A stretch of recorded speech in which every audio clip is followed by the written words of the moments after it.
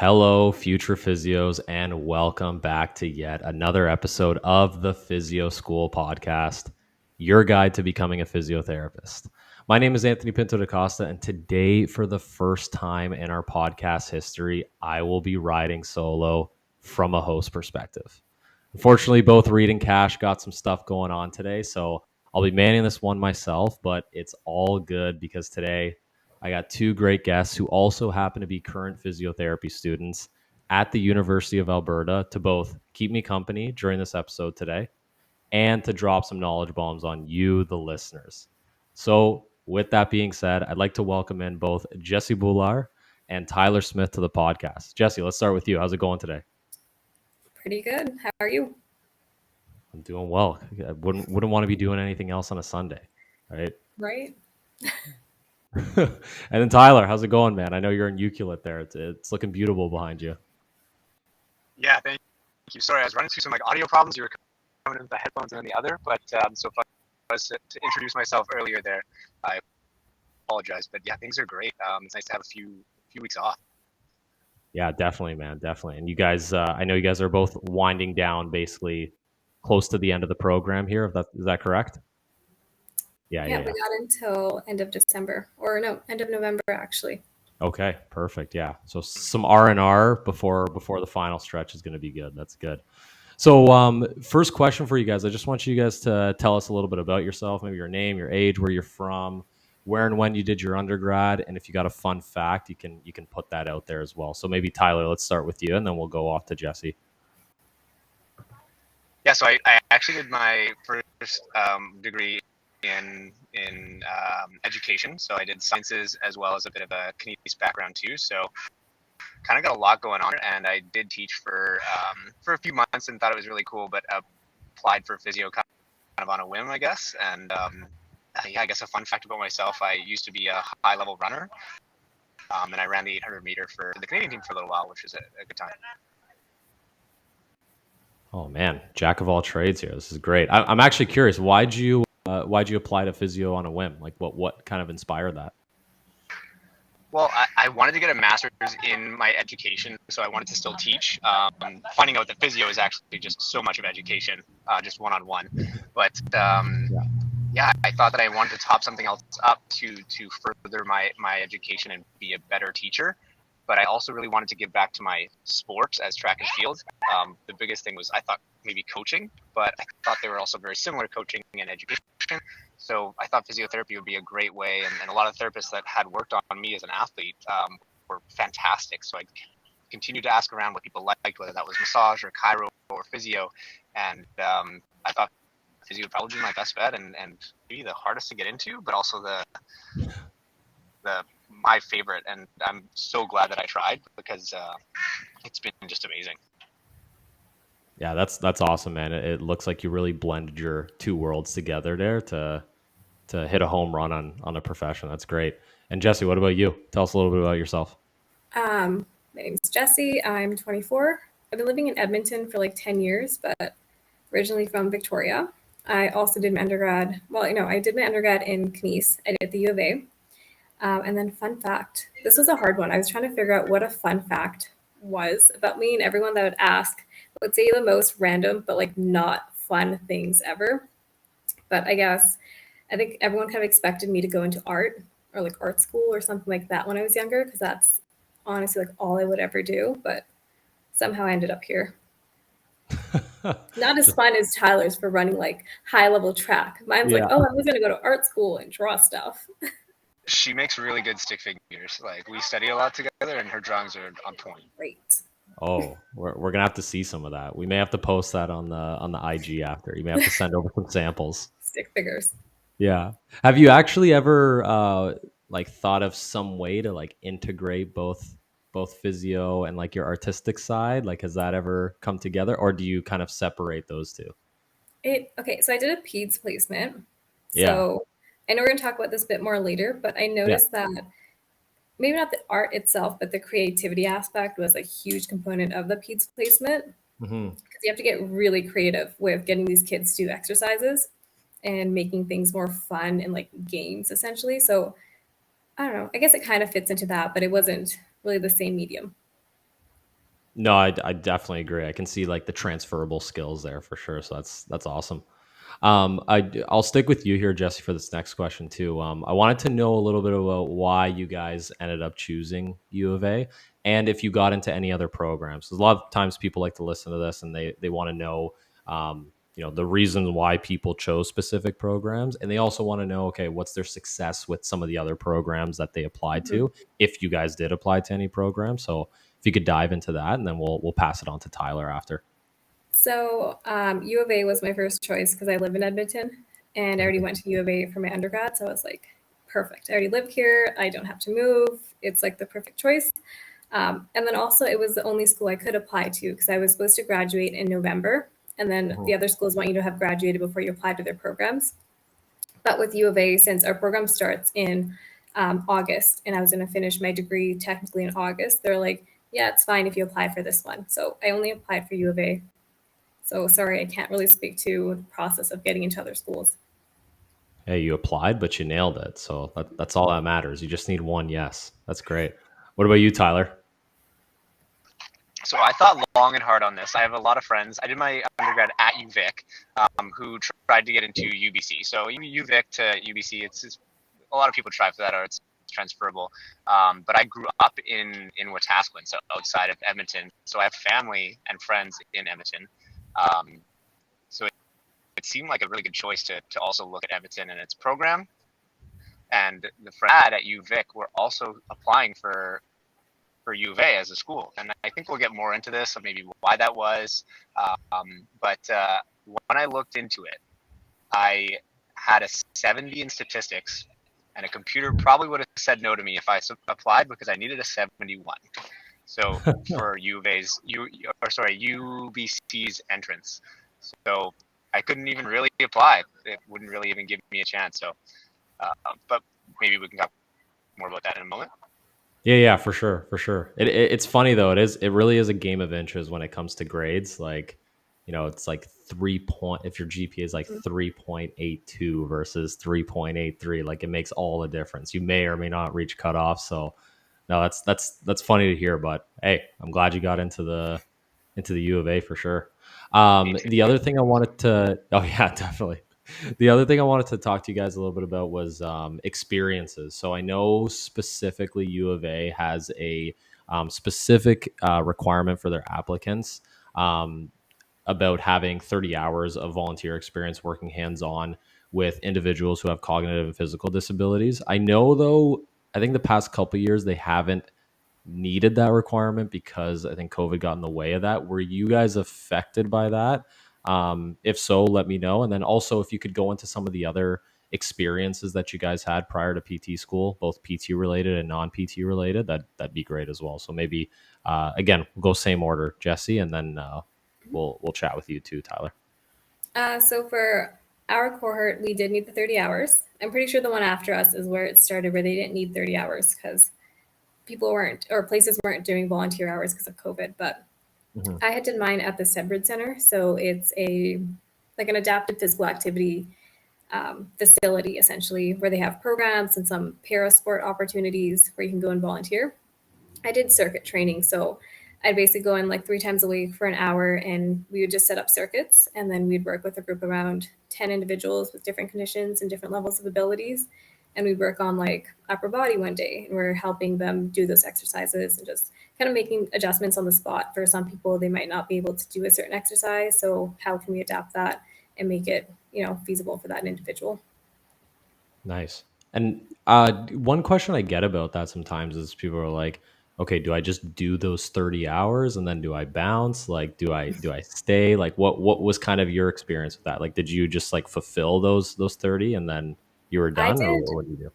I did quite a few different programs. So I did that circuit training one is the one that I did for the longest, and that's the one that I'd put on my application because they do just want essentially your 30 hours and to see that you like where have you done it, who have you done it with, and kind of with a reference letter of like how well did you do and kind of how did you fit into that space or not. Hmm. I did also FES, so Yep. functional electrical stimulation, and then I did I think they're called passive active trainers. So they're like these machines where the individual they're like bikes and things like that, or like arm ergometers where people are using them, but it's also kind of assisting them with the movement. I think for most Gotcha. people that I've spoken to that have applied to the programs, they do more than 30 hours. Perfect. Yeah. And was the FES, was that with spinal cord injury patients, multiple sclerosis? Like who'd It you was do it with? a bit of both. Yeah, I think most of the patients I saw did have MS, but I think there was one spinal cord injury patient that we had. That's great. No, it's a great experience before going into physio school for sure. What about you, Tyler? Tell us a little bit about your experience. Yeah, so those volunteer experiences were a lot different because I didn't really have this goal of being a physiotherapist at first, but they were more through like education. I had been, and I guess I got to be careful on how much I say here, but I did do a lot of volunteering through Big Brothers and Big Sisters, working with counselors and with like troubled youth, and some of those youth were socially dealing with possibly addiction and many other kind of things that kind of fit that category of like emotional therapy in some sort of way. And then I also did start closer to applying, do a few stints of just working in a clinic in private practice. That kind of gave me a sense of like, oh, this is actually really, really cool and something I can kind of get into. But two different experiences in that way. For sure, yeah. So that the first experience you were talking about, or experiences, like when you looked at the application requirements for U of A, you pretty much saw that and you were like, okay, I already meet that. Like basically, I'm gonna get some physio experience, like focus on that because I want to see what the day-to-day life is like. Or am I misspeaking here?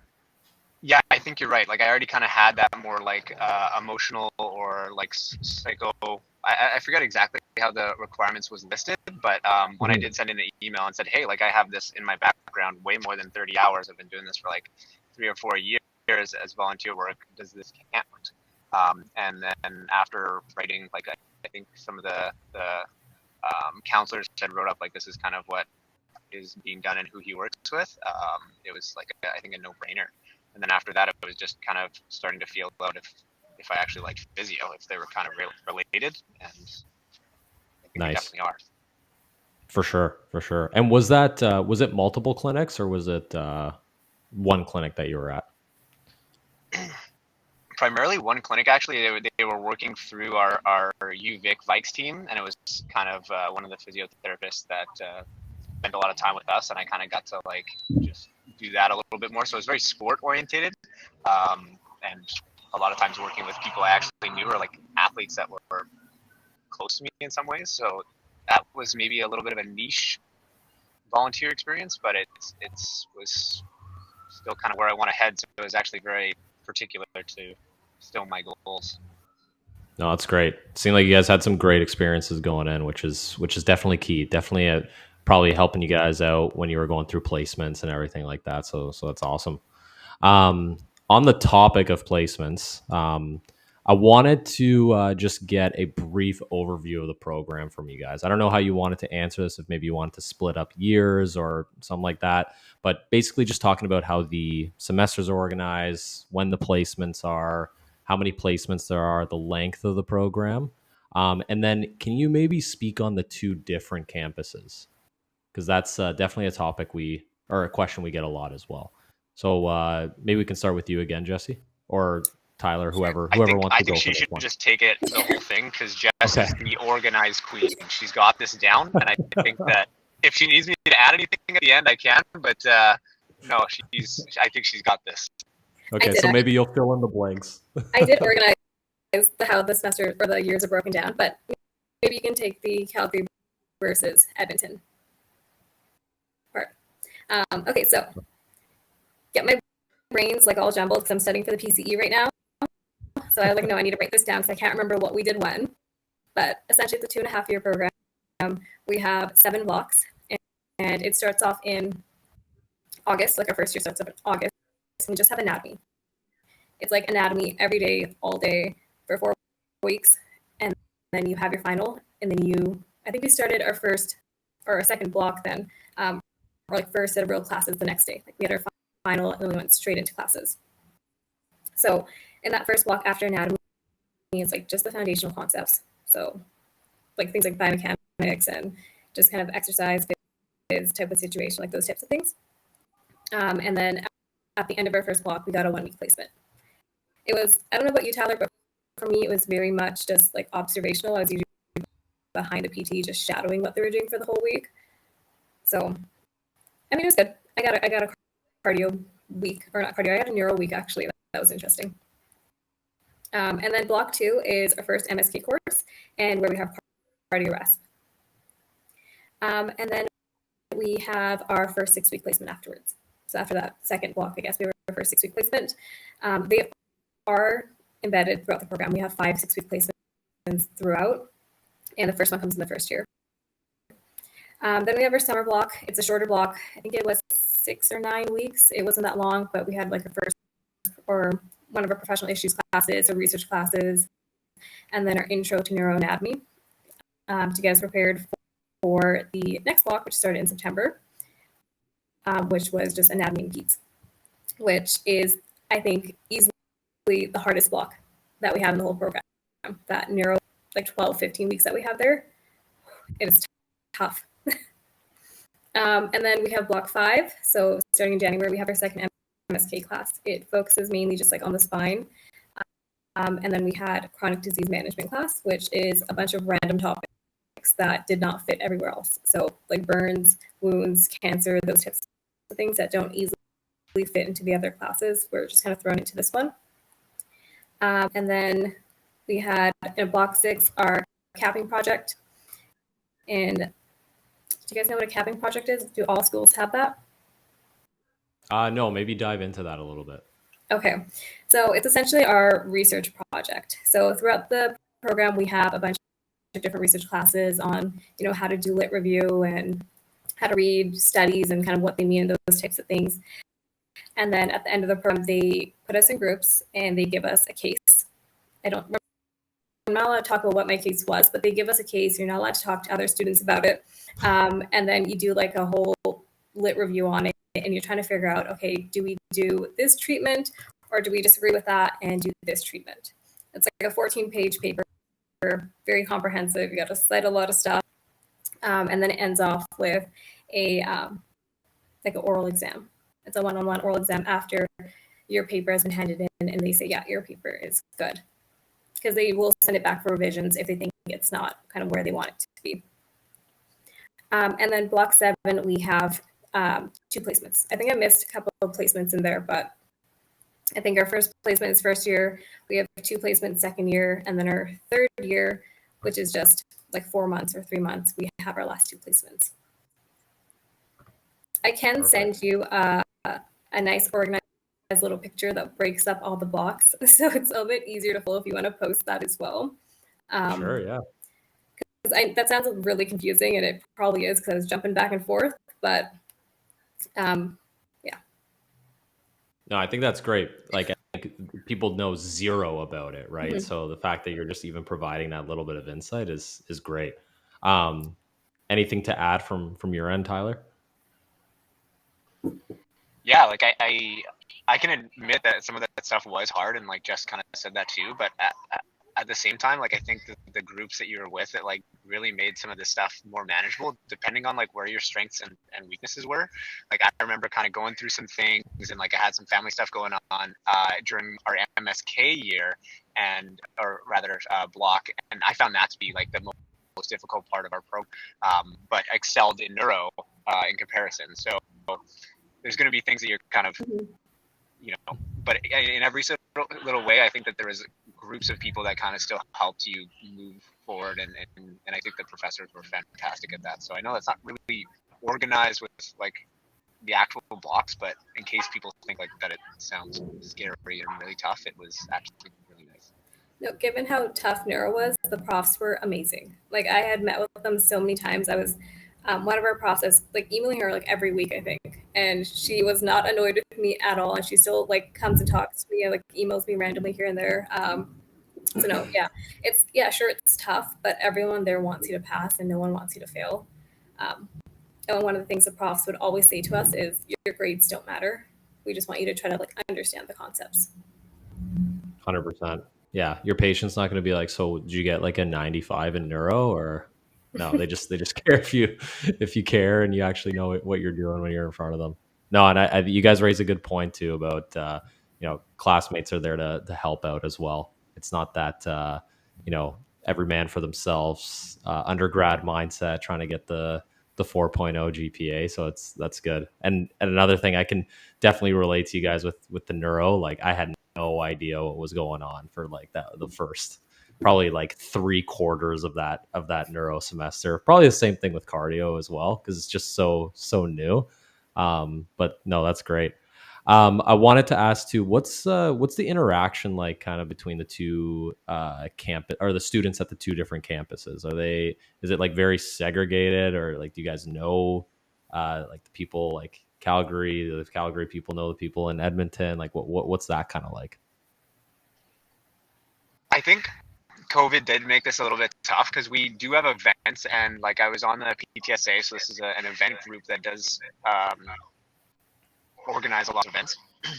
And usually Calgary and Edmonton would be going back and forth with each other and doing curling events, and we just didn't really have that. But you still are meeting with them, and they're still online every day, and you still see them in class, and you know them by name, but you might not know them until later on in the program when you're actually divided into groups where you actually maybe are with some Calgary people and some Edmonton people. So that's kind of a nice, great way to still get to know some of the last people in the program, I guess, that maybe you haven't had access to.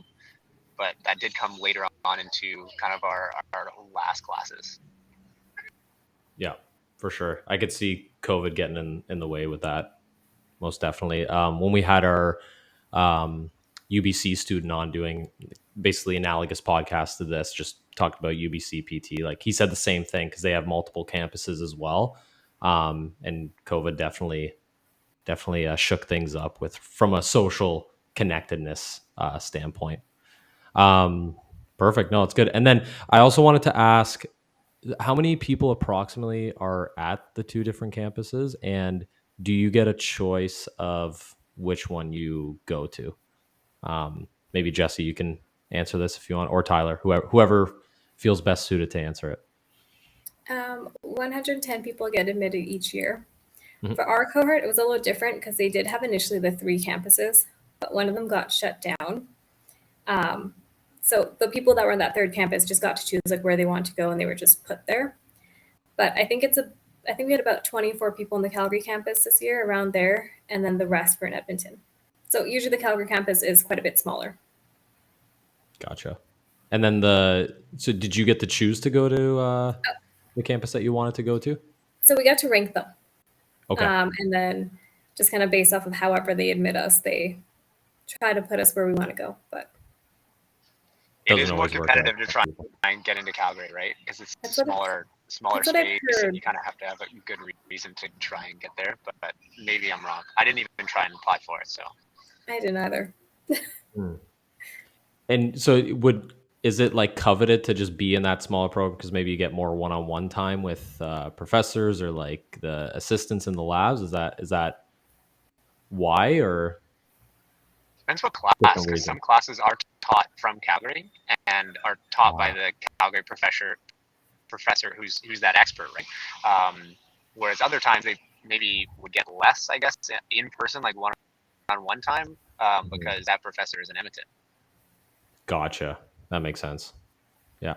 Perfect. All right. Just moving on here back to some application components as well. The Casper. We'd be remiss not to talk about the Casper and have physio students on this podcast. So if you guys want to jump into some Casper tips, very hot topic, something we're asked about a lot, that'd be great as well. So maybe we'll start with you again, Jassy, and then go off to Tyler.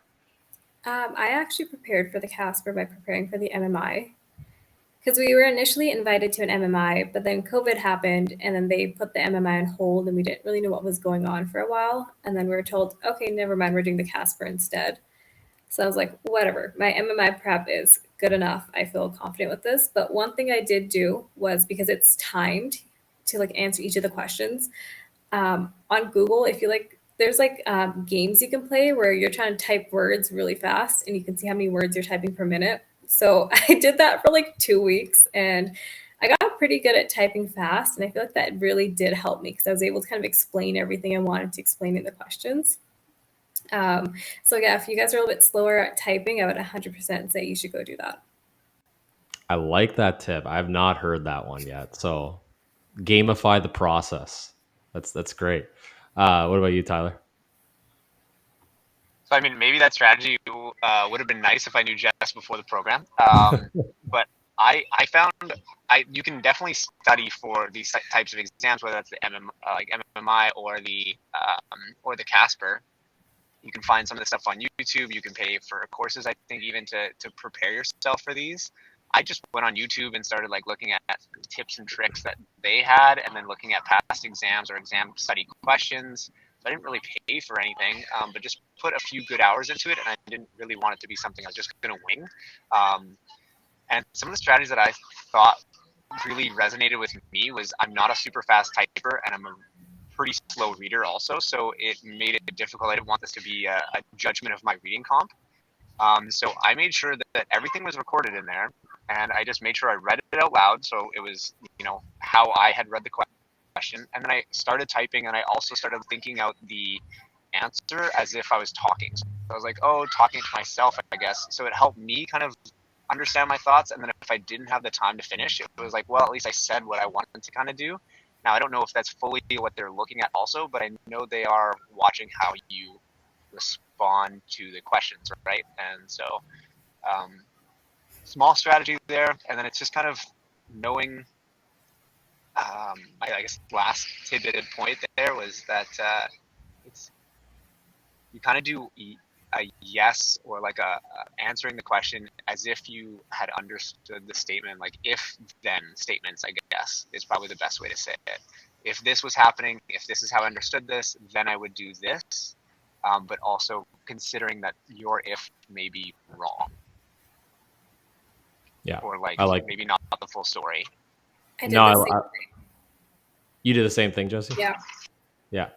No, I like that. We preach that as well to some of our students too. So I think that's really good. I wanted to highlight one of the points you said too about you said it was something that you didn't want to wing, right? So I know you'll never actually know, but if you say you did wing it versus like the prep that you actually did, do you think it would have gone a lot different? Like, do you feel like that prep did really help you out before going into it? Definitely. Like having the coaching of, like you said, like, and possibly what you're doing with other students and people trying to get in, like just having someone who knows the system a little bit, telling me to do if and then statements and like giving me examples was like beyond helpful. For sure. Yeah. Cause I think a lot of these things, it's like when you hear it, like someone tells you this tip or like provides you that guidance, you're like, well, yeah, of course, like that makes sense. Right. But if that seed isn't planted in your head, maybe you wouldn't utilize it or it wouldn't be as readily available in your head to then apply to the actual test / interview. I call it a test, but it's a little bit of both, I guess. Sweet. No, that's awesome. So staying on the topic of tips, moving away from Casper, do you guys just have any general tips to applying to your program? Right, you guys are professionals now. You know the program inside out. So now that you've been through most of it, any specific tips that you would maybe want to lend to people who are applying to U of A either this year or for years to come? Again, we'll start with you, Jassy. I think Tyler kind of touched on a bit earlier with how he was saying he had emailed them questions about his volunteer experience. If you have questions about your application, do not be afraid to reach out because they respond pretty quickly. And then they also want to give you advice. They want to tell you kind of what to do. So yeah, if you have questions about your application, you're not sure if you're doing something correctly or if it's not what they're looking for, I would say reach out to the university, to the faculty. Definitely. You don't want to do this stuff alone because you'll likely make some mistakes along the way, and it's good to get that guidance. What about you, Tyler? Yeah, I should maybe give a story just on top of that. Like I had applied from UVic since I'd only kind of been at UVic and been a student, and I got a decline in the mail, and it was because I was applying as a as a BC resident, which I wasn't yet at the time, and was still residing in Alberta technically. And so after some proof of like still having Alberta student loans and doing my taxes as if, all that, they were totally okay with me being a Alberta resident instead and not filing out of province. But I had to take this decline letter, and kind of basically my tip was here reaching out and just like, they were so helpful. I kind of said, hey, I see that I got declined. Is there anything that I can do in the future to try and like increase my odds, or just like give you guys more of like what you're looking for? Because I do really want to do this. And they replied back with, this really nice email. And I just, they were so understanding. I just thought for a program that was so large and felt so scary and competitive, they were really like wanting the best for you right from the start. That's great. I guess it's not really a tip. No, I think it is. I think you just double down on well, first your point, and then Jesse's point, and then again with a personal anecdote. And I hear this so many times, right? Like, I don't think it specifically plays a role in the actual admissions decision, but I feel like anytime I've ever heard somebody say, "Yeah, I initially got declined. I reached out to the school. I got all these tips," it's like the next year they get in, right? I know that's like a blanket statement, but I've heard that so many times. So I think it's a great thing to highlight for sure. The other thing I want to know about is your guys' experience in the program so far. I'd love to hear how it's been going, and maybe just if you can talk about some of the placements you guys have been on, because a lot of people like to know that stuff too, and see what the actual day-to-day life is for a physio student. That'd be great. So again, we'll start with you, Jassy. I forgot the first question, so I'll answer the second one. Oh, first. no. Placements. I've had 2 MSK placements so far, so private clinic placements, which were amazing. The most recent one was private practice, and so it was our 3rd placement. We're like near the end of our 2nd year. We got a lot of, or at least I got a lot of like stuff on my own. They kind of gave me my own caseload. I was a bit more independent, which also boosted my confidence quite a bit. So I was like, oh, I do know what I'm doing. Like, I can help people. And then I had Glenrose rehab. It's a tertiary rehab hospital, but I was an outpatient PEDS. So I was working with a lot of different kids with a lot of different conditions, neurological conditions. And the first day on placement, I remember the first kid that I saw, we played hide and seek. So we're just playing hide and seek throughout the unit. And then after that, I think I ended off the day with riding a tricycle through the halls. I think I texted everyone, like all my friends, that like, this is what my first day was like. And I was like, oh, this is going to be a good placement. So I don't know. I've enjoyed all my placements. They've been fun. They've been different. I had 2 MSK placements, but one was rural, one was inside the city. They're fun. Oh, we didn't talk about Alberta Adventure. Maybe we should touch on that afterwards. I don't know if the other schools have that. Sorry, say that again. Talk about the Alberta Adventure. It's like how you have to do one rural placement at some point in your degree. Yeah, touch on that. I think rural placements are good. I would love for everybody to have a rural placement. I had one, and I thought it was great. So yeah, talk about that for sure. Tyler, do you want to talk about the rural placements? Okay. Sure. Yeah, I could easily. So basically, it's UofA is asking more of you than I think just what our typical like Canadian certifications asking for placements. So obviously needing some cardio resp hours, some MSK hours, and some neuro hours, but we're also getting this out country style, so rural setting. I did mine in my hometown, which was pretty awesome. Really small little hospital, and I got to see so much, and just a wide variety of acute care stuff.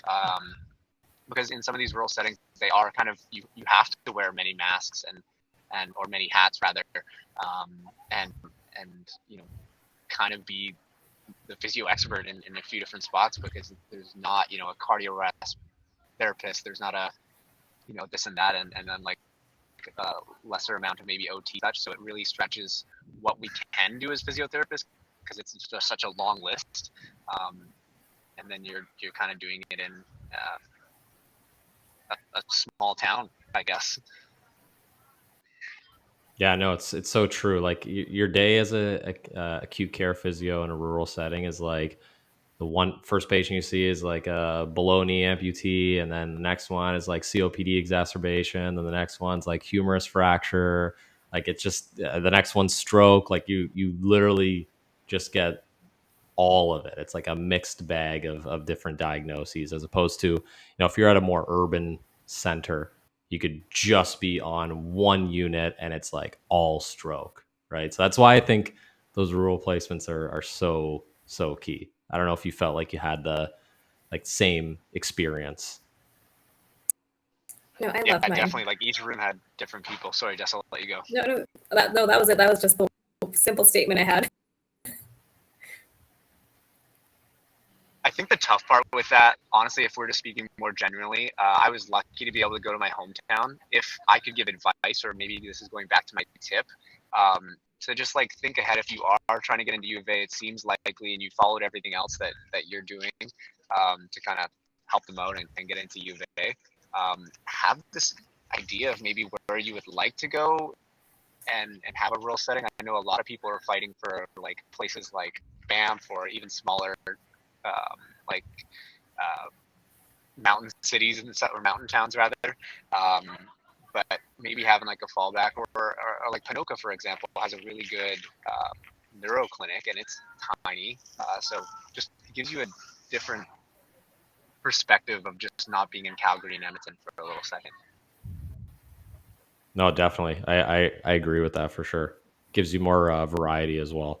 I wanted to just go back to you, Jess, about just overall experience in the program. How has it been for you so far, outside of placement, I guess? It's been really good. I think our experience with the program was a bit different than other cohorts because I think our cohort got hit the hardest with COVID, since I think the whole first year was just online. And then when we'd have labs, it was like in our little bubbles. There was 4 of us that were allowed to interact with one another, and you were not supposed to go talk to anyone else. So Tyler and I were partners for the whole first year for lab, and most of the second year for lab also. But then once things kind of started like opening up a bit in second year, we kind of feel what program is supposed to feel like. And we were able to kind of mingle with the rest of the students, which was nice. We got to know the profs a bit better also, which was really nice. And yeah, it was a good experience. I feel like everyone there, students and profs, really do want you to succeed. And like you were saying earlier, you're not competing with one another, like who's going to get the highest grade or anything like that. We're all kind of just like helping each other out. We all want each other to pass. When we graduate, we're all going to be working together anyways. So why not kind of build each other up? Couldn't agree more. Could not agree more. What about you, Tyler? How's your overall experience been? Well, I know this is supposed to be targeted towards like why we loved UofA. And I gotta say, like through some like family struggles, my mom was in the hospital a little bit, and it's just kind of this reoccurring thing, and just to have professors who are like in a pretty competitive program, like I could just be a number to this school. They're just pumping them out. To like sit down with me, make sure I was doing okay. I even had a bad grade at one point in a practical exam, and it was like okay if I redid that and like had a second opportunity, and yeah, just to see how caring they were, especially from even professors who I thought like really didn't care, actually kind of cared the most. So it was actually like makes me want to cry almost how awesome they were. It's encouraging to hear, especially for some listeners who may hope to go there in the future. Obviously, everybody wants to go to a top class school, and like all the schools in Canada are great. Like there's no way around that. Like they all teach really good stuff, but ultimately, you want to feel supported going through something as rigorous as physio school as well. Takes a lot out of you. So it's good to hear that the U of A definitely supports the students, and these are real life examples here. So that's awesome. Winding down to the end here, couple last questions for you guys. Maybe speak a little bit about what it's like living in Alberta. I know that's very broad, right? But if you could maybe touch on a few things, maybe for people who have never been there, or people who have just never been to like where you guys are in Alberta, maybe you can speak on that. So we'll start with you, Jassy. It's cold. I moved from Victoria, so I wasn't used to the cold, but it is cold in the winter. But no, I actually really like it here. I enjoy the city. We honestly have everything that you need in a city. Um, we're close to the mountains. The only thing we don't have is a beach, unfortunately, but that's what vacations are for anyway, so it's fine. And then honestly, there's just so many different restaurants. I love going to different restaurants. Unfortunately, COVID kind of slowed that down, and then being busy with the program slowed that down a bit. But there's so many different things that you can go and do when COVID allows it. I think the city's a great place. Edmonton. I haven't been to Calgary a whole lot, so I can't speak on that too much. Give me your your go-to restaurant. If you're like, okay, I'm really wanting to. I'm like jonesing for something. I need a good meal, but it's also got to be good. What is that? Okay, there's this sushi place downtown. I think I introduced Tyler to it also. It's called Japanese Bistro. It's really good. That's my All right. go-to. This is not a I paid can ad. confirm. No, not a paid ad. Can confirm. Very tasty. Oh, that's great. I love it. Tyler, what about you? Yeah, so I mean, I did my undergrad at UVic. I'm in Ucluelet, like by Tofino right now. I do love the West Coast. It is hard to beat, I gotta say. But when considering Edmonton and some awesome things that are in Edmonton that I loved, that I didn't think I would have found elsewhere, is obviously the cultured food is 10 out of 10. Like they have so many cultures, and like it's such a hub for immigration that you have like such good ethnic food. No one's faking it out here. Like it is good. Um, I would say donair is probably my one thing because like I just feel like you can't beat a good donair. But outside of food, I found that the River Valley is a 10 out of 10 place to bike and cycle. So like even single track or just like going for an awesome bike ride, it is the place. And Edmonton as a city has like the most parkways like that are interconnected in I think North America. Don't quote me on that stat, but it's like a very nice place to go for a bike ride. So, and I guess if you're in a cross country skiing, that would probably transfer. I love it. Shedding some light on Alberta here. That's great. But is the plan for both of you to head back to the West Coast after? Is that what we're looking at once we're done school? I'm staying here. You're staying. Okay. This one's moving, I think. Okay.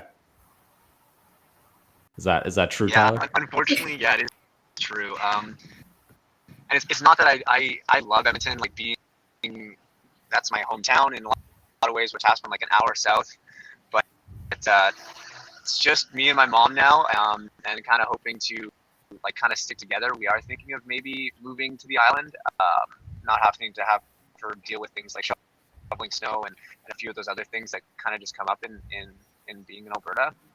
Well, you get it in BC too, but not really on the island. So yeah, I hate to say it so regrettably, but yes, I'm moving back to the island. Okay, so I didn't want to intrude with that question. I just, you guys were talking about the West Coast being great, and I can concur with that. I just moved here. I just moved to Vancouver from Ontario, and I absolutely love it out here. So definitely agree. Last question here, guys. So no worries if you don't know this. That there's a lot of bouncing around in our profession. You may not know 100% where you want to end up. It's especially as a new grad, sometimes it's an experimentation phase. But if you do know, that's great. We want to just know what type of PT do you guys want to be? Is there a certain area of practice that you want to work in? Maybe talk a little bit about that. So we'll start with you again, Jassy. I think I would do majority like private practice, but I do really want to do peds some part time, like maybe just a couple days a week. I really love that placement I had. It was so much fun. It's so different. I don't want to say you're tricking people into doing PT with kids, but you're kind of like tricking them into doing PT by making them play games and stuff. And I don't. It's just so different because honestly, you get to play games kind of the whole day also, and that's just kind of how rehab works when you're working with little kids. So I want to do that Yeah, on the right. side, but And would you want to do that in like a clinical setting or maybe not a clinical setting is the right word, but a clinic setting or a hospital setting? I'm not too sure because I have another peds placement coming up. My final placement is a like in a clinic peds placement. And I feel like that might be more so the deciding factor, because my last one was outpatient. So it wasn't the exact as you would have like in a hospital with like inpatient, but close enough. So I don't know. We'll see. We'll see. The wind will take you where it's got to take you, which is good. Tyler, what about you? Where are you heading into? So I had a motorbike driving by, so I really apologize for my sound quality. I guess I should say that as a tapping end here. I apologize. But where I want to head, I thought I was totally heading into like only sports, only track and field, and the program really changed that for me. Like having the ability to, I'm so sorry. Give me one moment. It's all good. This guy drives by. It's an old like Winnebago kind of van, so very, very typical of the West Coast around here. Probably barely runs, but as you can hear. But he's coming back. So sorry. Yeah, he's doing a full circle. If I were to say where I wanted to head to now, the professors at UofA did a really good job at teaching us some stuff about complex pain. And I like those complex cases. I think that they're really interesting, and I think it's so cool that some people could have the same injury radiographically, like herniations possibly, and one person's really hurt by it and is chronically kind of messed up because of that pain. But other people don't have that. So I find that to be super interesting and something that I would want to dive into more. But again, complex pain is very complex, and I feel like you kind of got to be up on your other things first before you kind of get into that realm. No, most definitely. It sends you for a loop, right? Like you said, even the imaging and like the correlation with pain or not, like not having a big correlation with pain. It's still one of those things that gets me, but no, that's awesome. You guys are, wherever you guys end up, you guys are going to do great. So wishing you guys the best as you end off the program here. And of course, writing and passing the PCE, that's obviously a big hurdle coming up, but you guys will crush it. Any other last minute pieces of advice, things that maybe you wanted to say during, but you didn't get a chance to say it yet? Maybe we'll start with you, Jassy, and then we'll end off with Tyler here. Maybe just like don't be afraid to apply, because I almost didn't apply. I think I handed in my application a day before the deadline because I wasn't sure if I would get in or not. So just go for it. You'll be fine. You'll make it through. Even if you get into the program and it feels really hard, people there want to help you. They want to help you pass. So yeah, definitely overcome that fear. What about you, Tyler? I would totally agree with that. Like there's people who got put on wait lists and came in and now are going to be some of the best physios in maybe our cohort, but going in maybe didn't have the same requirements and such. So I know that that's a hard part, but I think being a really good people person and like having some life skills and like those sorts of things, don't let that hinder you from like some of the GPA requirements or the other requirements, because I think if you keep like knocking and maybe do what I did and like send out an email like, hey, what can I do to do better? Where can I work on this? And then doing that honest effort to do what's said, I think that extra time that's spent there would make a huge difference in your life, because being in physio, I know, has changed my life, and I'm just so excited to kind of get into it some more. Bingo. We're ending it on that note for sure. That's great. Well, Jassy, Tyler, really, really appreciate your guys' time today. I think especially a lot of people who, one, just want to go into physio school in general, but specifically the ones that want to go to UofA are really going to enjoy this and definitely take a lot from some of the stuff that you guys talked about today. So appreciate your time. Anyways, guys, for sure. Anyways, guys, if you like this episode, please consider leaving a 5-star review, maybe writing a little bit about us. It will help us to continue to put out the best possible content for you guys, get out some good guests like these that we had on today. And if you want to reach out, definitely look in our show notes. You can reach out on social media. We're happy to chat.